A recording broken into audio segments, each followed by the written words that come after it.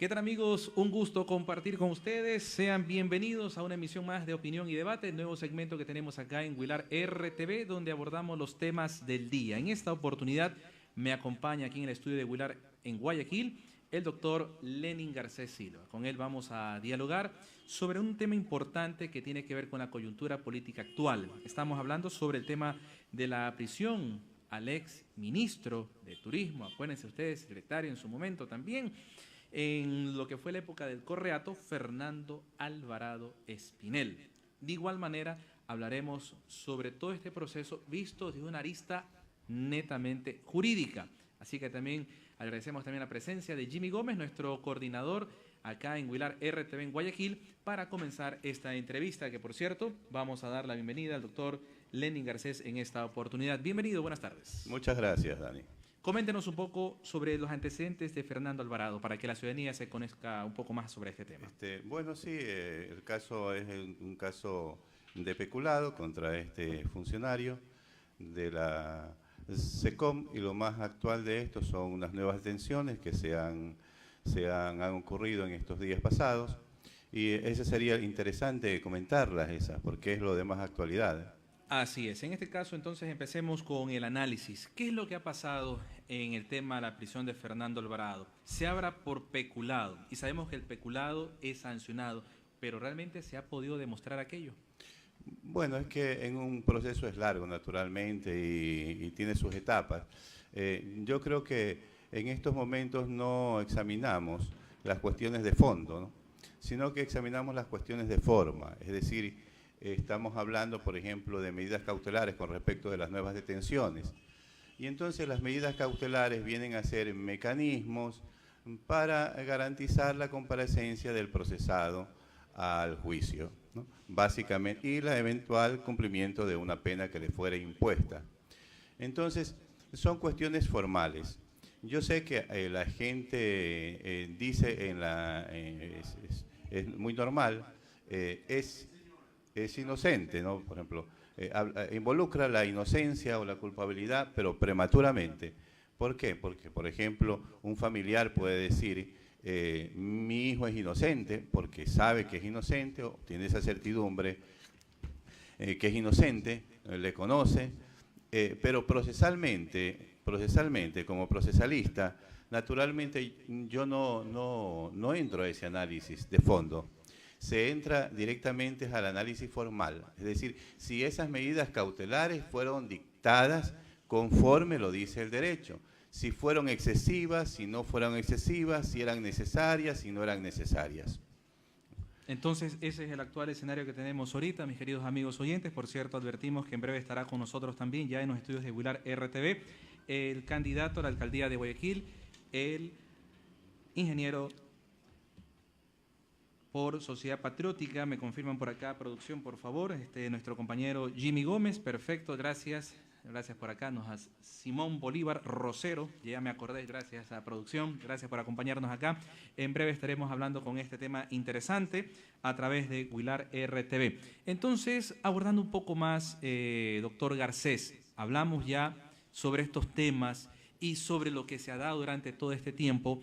¿Qué es lo que aspiramos actualmente los ecuatorianos? O sea, buscar realmente un proceso legal apegado al derecho, porque la otra parte indica que esto es una persecución política, ya el caso que conocemos del grillete electrónico y todo lo que se dio en su momento, abogado Garcés. Sí, yo quisiera comentar sobre este hecho último que ha pasado, el de las detenciones, y en este sentido no deja de ser como un espectáculo, yo diría grotesco incluso, ¿no?, que es que se fuga el señor Alvarado porque falla o lo que fuere esta medida cautelar del grillete electrónico que le llaman, del dispositivo electrónico, y enseguida se desata una cacería de brujas, empiezan a vincular, empiezan a detener, empiezan a haber traslados de prisiones.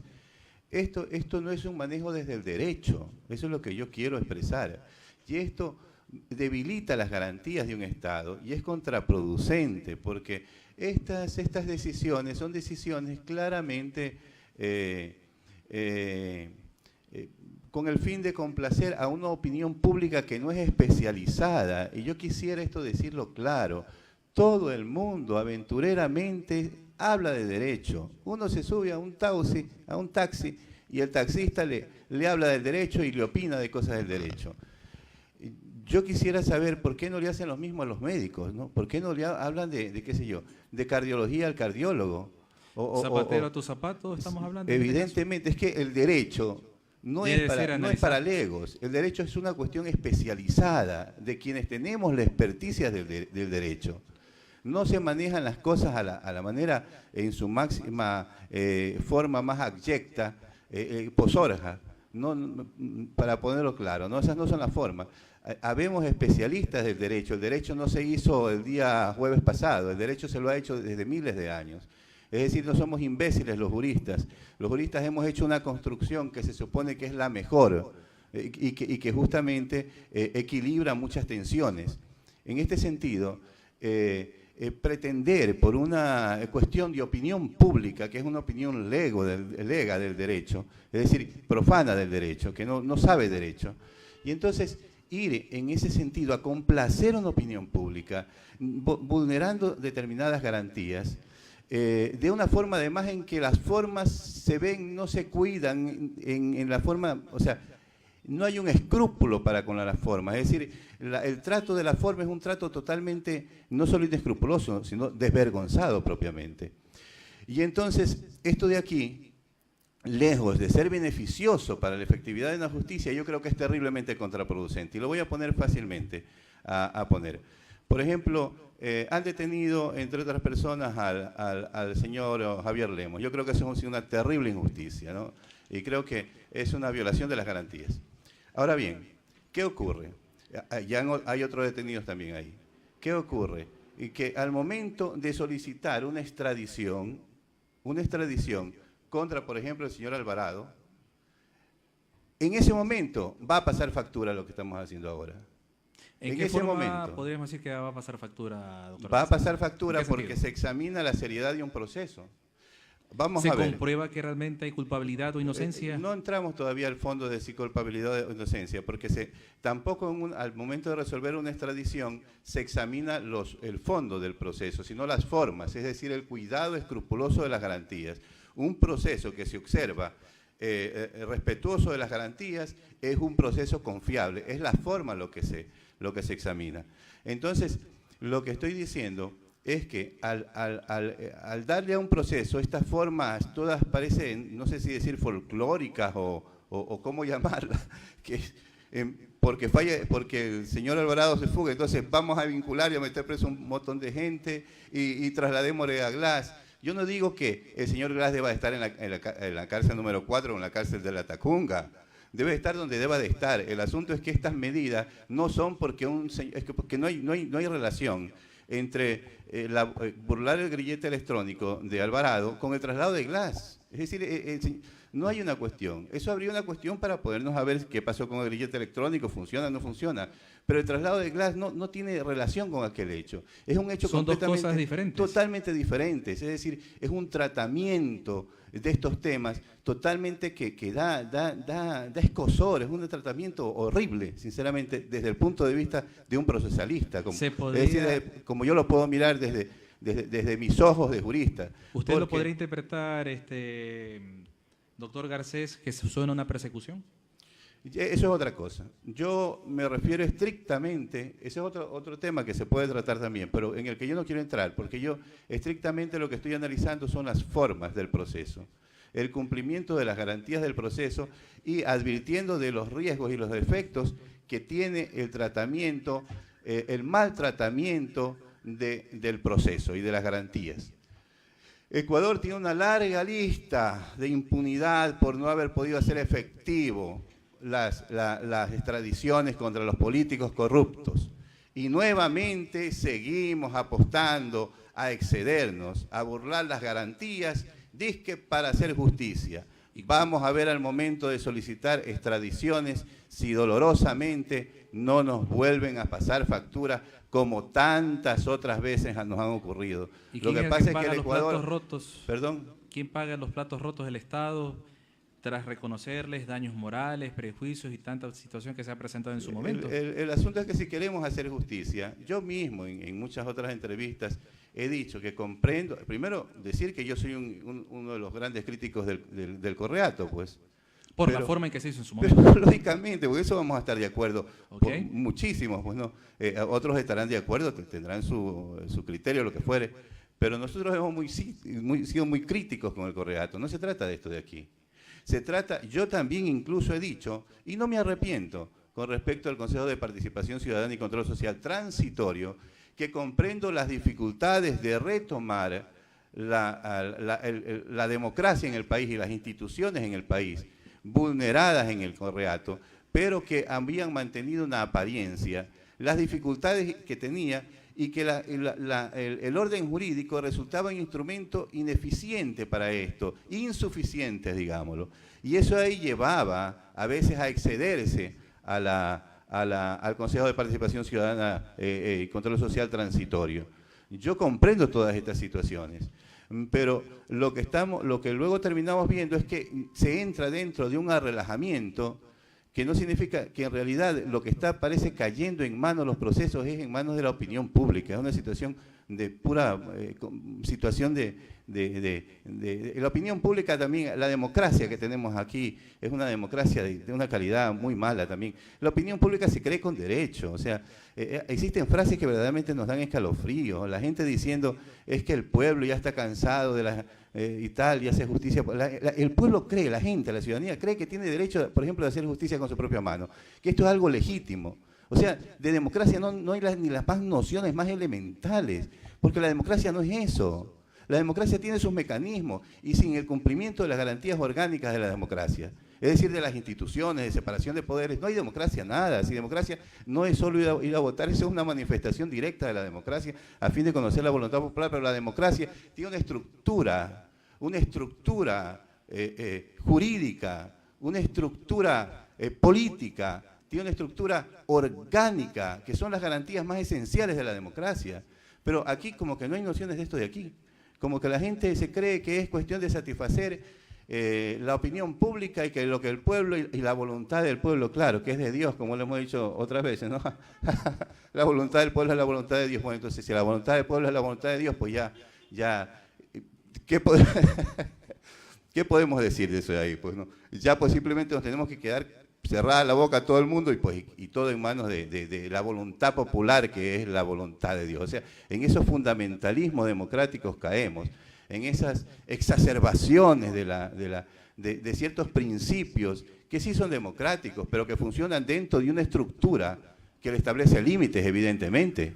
Si no, caemos en la versión de la peor versión de la Revolución Francesa, que era la voluntad popular, claro, la voluntad popular que era la que llevaba las cabezas decapitadas en unas astas inmensas de 3 metros, paseando por las calles de París de la Plaza de la Revolución Francesa, es decir, la peor versión de las fuentes del Estado moderno y de la democracia moderna, ¿no? En este caso, ¿qué podemos hacer entonces los ecuatorianos frente a este tema que estamos abordando, por cierto, acá en Opinión y Debate? Gracias a quienes están sintonizándonos a través de nuestras redes sociales en www.wilar.net. Estamos acompañados con el doctor Lenín Garcés, analizando el día de hoy la prisión de Fernando Alvarado. Ya no solamente está la orden dada por Interpol, que es de conocimiento público, está también ya 2 personas que están retenidas para investigaciones, y esto va a ser un proceso que no va a ser de ahora, va a llevar su tiempo, pero desde su punto de vista jurídico y legal, frente a la situación actual, ¿se está cumpliendo el debido proceso?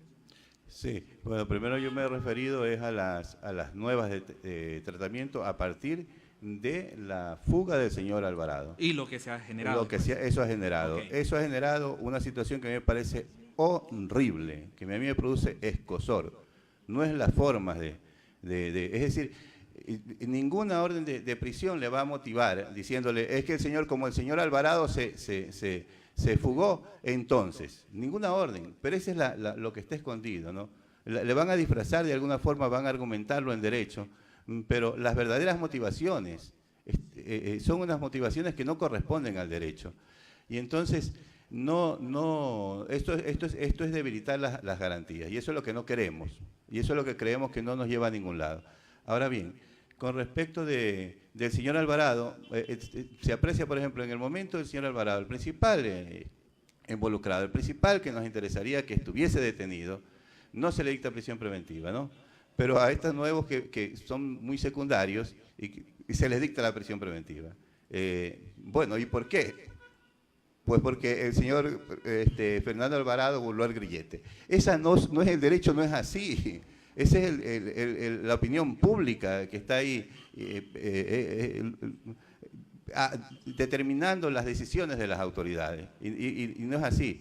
Hay un derecho que debería de respetarse. Bueno, y en cuanto a lo que me dice si hay el debido proceso, yo creo que en algunos procesos se ha estado cuidando justamente porque se sabe de la necesidad de procesos pulcros a fin de tener una imagen hacia la comunidad internacional, para el momento, sobre todo, de solicitar extradiciones, no tengamos problemas. Y entonces, por ejemplo, con el proceso del señor Correa, por ejemplo, yo tengo que decir que se lo ha estado manejando más o menos de una manera pulcra, a no ser con ciertos errores que han habido en lo procesal, como por ejemplo, yo creo que tenía que habérsele permitido firmar allá en Bélgica, no había una razón por exigirle, además es implausible, no es razonable, ¿no? Esa exigencia de que viniese cada 15 días acá a firmar, era excesivo como medida cautelar, y el problema es que todavía no está detenido el señor Correa, ¿no? Y lo que se está observando es que ese tipo de cosas van a ser son los argumentos a favor. Es decir, cuando el señor Correa muestre en Bélgica un manejo indebido de un proceso, es cuando se va a pesar la balanza a favor de un eventual asilo. No digo que amerite en este proceso que en Bélgica niegue el asilo. Lo que digo es que no cuidar escrupulosamente las formas de un proceso nos pasan facturas y al final termina siendo contraproducente. Yo creo que hay que ver cada caso.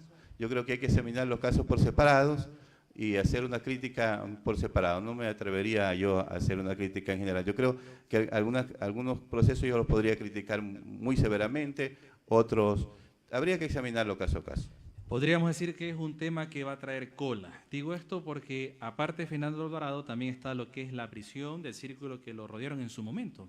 Prueba de ello, le indicaba hace un momento, ya 2 personas van detenidas y otras más que van a ser investigadas, y esto va a generar diferentes puntos. Frente a esto, su apreciación puntual. Sí, que no se convierta esto en una cacería de brujas también, ¿eh? Que no se convierta y que se mantenga... caigan justos por pecadores. Claro, es que también puede... Ves que, mire, cuando un proceso no se cuida la forma, no es que sacrificamos la justicia.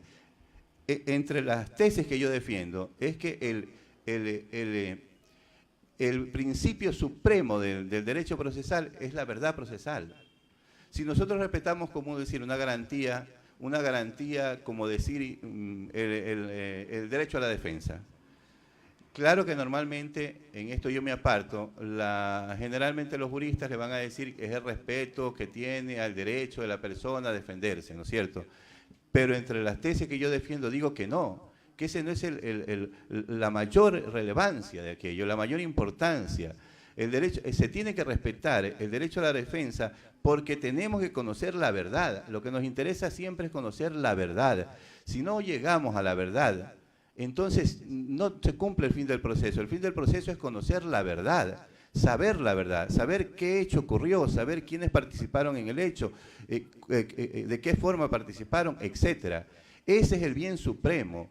Y todas estas garantías, como decir, por ejemplo, un derecho a la defensa, nos van garantizando el acceder a esa verdad que es el fin del proceso. Es decir, cuando se empiezan a tratar a vulnerar las garantías, el proceso se debilita. Un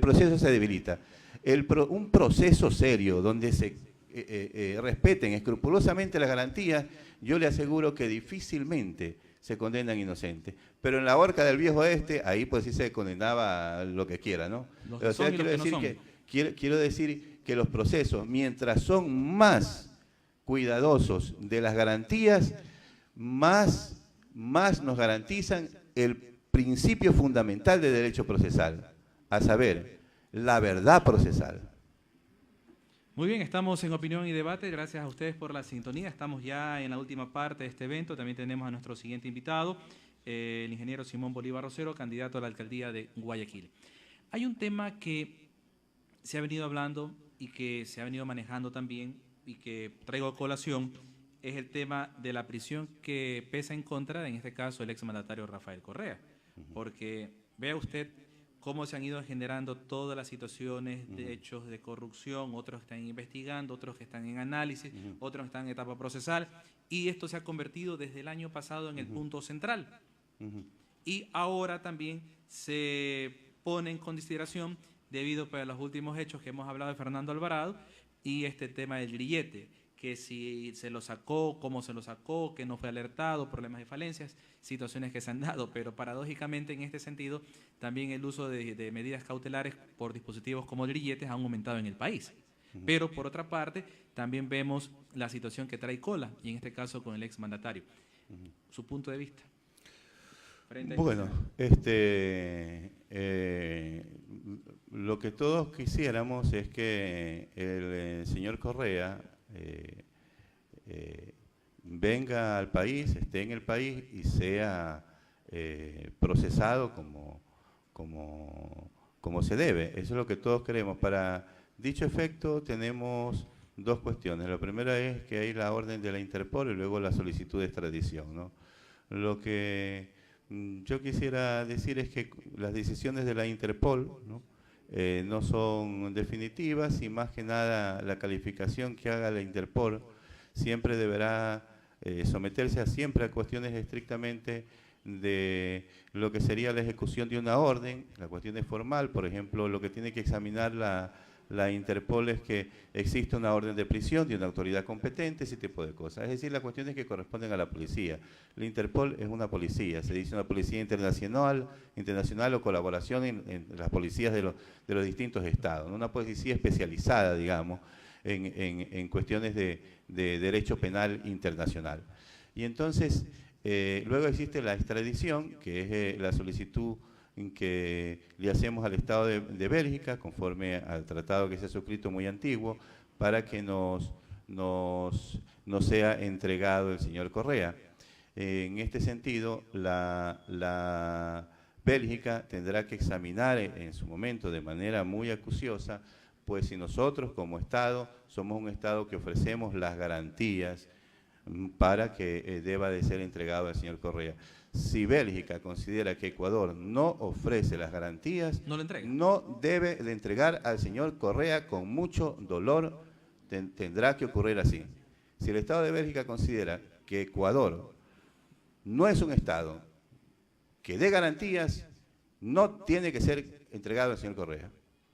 Así es, haría bien Bélgica en no entregar. No se puede entregar, un Estado no puede entregar a nadie, a otro Estado en el que aprecia que no existen las garantías de vida. Solamente tiene que entregarlo si existen en este país las garantías y el respeto a las garantías. Y los procesos son pulcros. Y naturalmente examinando primeramente el proceso del señor Correa, ¿no? Y ahí me nace otra inquietud para usted. Usted hablaba de... Yo espero que tenemos procesos hay pulcros. Muchos procesos contra el señor Correa, y si no es por uno, será por otro, ¿no? Ya. Yo creo que tampoco están los procesos del señor Correa dañados en una forma que pueda negarnos en Bélgica. Y por esto mismo, pues, debe de mantenerse unos procesos que sean pulcros, que no vulneren derechos, que no sean excesivos. Creo que lo último que ha pasado con el proceso del señor Alvarado es muy negativo, no es la forma del manejo. Creo que el momento del traslado del señor Glass, no puede una persona ser trasladada por cosas que no guardan relación. Si el señor Glass tenía que estar en la Tacunga, tenía que estar en la Tacunga desde el primer momento. No se puede motivar un traslado porque otro señor burló un grillete electrónico, un traslado de una cárcel a otra. Eso no tiene sentido. Todas estas cosas hay que corregirlas. Hay que seguir los procedimientos, respetar las garantías y manejarlos con el proceso más debidamente. Yo creo que es el momento de volver a insistir en lo que yo dije la última vez. Mantengámonos dentro del derecho. Ecuador tiene una historia republicana muy amplia y a veces cuando uno ve estas cosas entiende la inestabilidad política también del Ecuador. ¿Qué es la que hemos pasado? La inestabilidad y que pasa el Ecuador, que no termina de afianzarse con una democracia estable, ¿no? Y que no logra al final una buena imagen internacional. Y yo creo que los problemas de los asilos los vamos a seguir teniendo. Ojalá pues que no sean entregados quienes deben de ser sujetos del proceso del antiguo régimen, pero yo creo que ojalá Ecuador alguna vez entienda que tenemos que hacernos con una buena imagen internacional de esta manera para que podamos solicitar y no nos sean negadas las extradiciones. Porque en esto, como dije hace un rato, tenemos una larga y dolorosa historia de políticos corruptos que simplemente no les han sido entregados. Y para terminar pondré un ejemplo porque la gente lo va a ver claro, ¿no? Por ejemplo, el señor Abdalá Bucaram, desde el punto de vista jurídico, nunca puede decirse que fue prófugo. ¿Por qué? Porque tenía un asilo. Más bien estaba protegido de un Estado, de una persecución, de un proceso que era abusivo. Hasta que especificó la causa. Jurídicamente, nunca estuvo en calidad de prófugo porque estuvo en calidad de asilado. Esa es la verdad jurídica, por ejemplo. Nunca supimos procesalmente, desde el punto de vista jurídico, si cometió peculado o no cometió peculado. Eso es lo triste. Eso es lo triste del manejo de estas formas, en que todavía seguimos apostando a estas formas. Eso es lo triste, que al final no se termina haciendo nada, terminan asilados y luego, pues, ese es lo que yo me temo. Que lo que pase y no creo que pase en realidad, no creo que pase.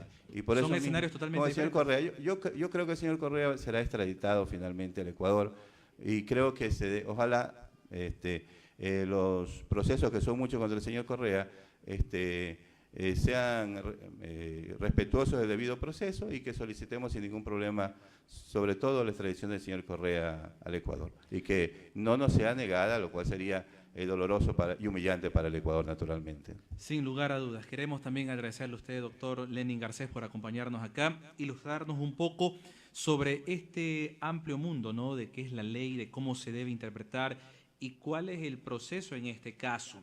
Pero lo que la gente aspira, el ciudadano común de a pie aspira, es que realmente lleguemos a esa justicia esperada, que haya un cambio importante en nuestra justicia para sancionar tantos delitos que se dan y que cada vez van al alza en este caso. Si no, situémonos en la delincuencia común y organizada que actualmente está azotando. 20 segunditos, si me permite. Le doy los 20 segundos ya para cerrar. 20 segundos. Naturalmente que hay una tensión entre el derecho y la opinión pública. El derecho es una materia especializada. Yo comprendo eso ahí como jurista. Yo comprendo. Así es, porque es su profesión. Sí, entonces naturalmente se comprende, pero yo creo que deberían de dejársenos en manos de los juristas estos asuntos. Lastimosamente, estamos entre esta tensión y entre esta tensión no creo que se saca nada bueno. Si las cosas estarían en manos de los juristas, si los juristas harían su trabajo correctamente, las cosas serían mucho mejores. Nada más. Perfecto, muchas gracias. Hemos dialogado, estimados amigos, a través de Opinión y Debate con la presencia del doctor Lenin Garcés. Por cierto, antes de irnos a la pausa, les comento que ya está en los estudios de Huilar RTV el ingeniero Simón Bolívar Rosero, quien vamos a dialogar en breve, así que no se vayan, manténganse en la sintonía, porque por acá nos vamos nosotros a la pauta comercial y al volver estaremos con esta entrevista aquí, como siempre, a través de Huilar RTV. Un abrazo, gracias por seguirnos en nuestras redes sociales en www.huilar.net y también en nuestro Facebook Live, donde estamos saliendo en vivo y ustedes pueden luego pues bajar el video, hacer sus comentarios y con todo gusto pues haremos el seguimiento. Gracias, doctor Lenin Garcés, por acompañarnos aquí en Huilar RTV.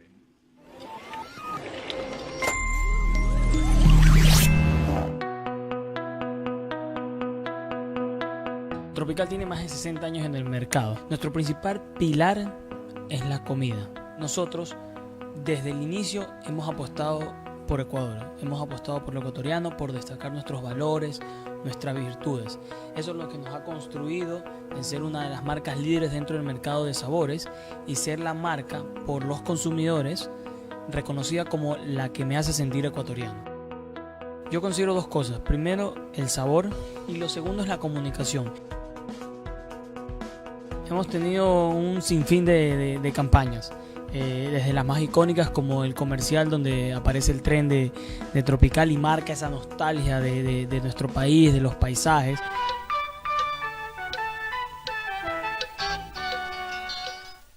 Después pasando para algo más alegre con Únete al Sabor Tropical. Este es el puro sabor nacional. Únete al sabor tropical. Ya en épocas más modernas nos hemos enfocado más al humor para poder llegar a un target mucho más joven, y nos hemos enfocado en destacar valores y tradiciones nuestras, como por ejemplo el Cuarentazo, que fue una campaña que tuvimos hace 2 años que nos trajo mucho éxito.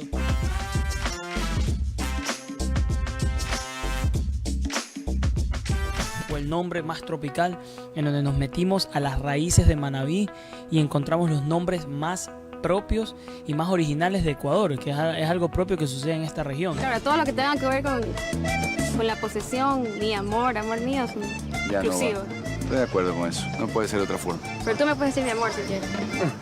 Bueno, mi amor. Entonces así, a través de diferentes campañas, hemos logrado destacar de diferentes ángulos y perspectivas y con diferentes tonos de comunicación las diferentes valores y virtudes que tiene nuestro país. Lo que hemos hecho es plasmar mediante caricaturas todos los diferentes sectores que hay en Ecuador.